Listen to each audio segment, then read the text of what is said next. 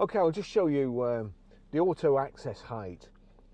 If you get out of the car or you're getting out of the car, there's a button here on this Range Rover Vogue. You press that, the suspension will go down. That's doing it manually. However, there is a setting on it on some of the vehicles that you can set it to do automatically. So I'll just show you.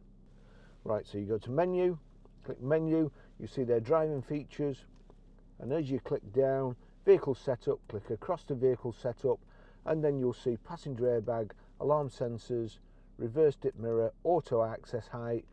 Put a tick in there, and then that's it. When you go back to, when you get out of the car or you stop the car like so, go to get out,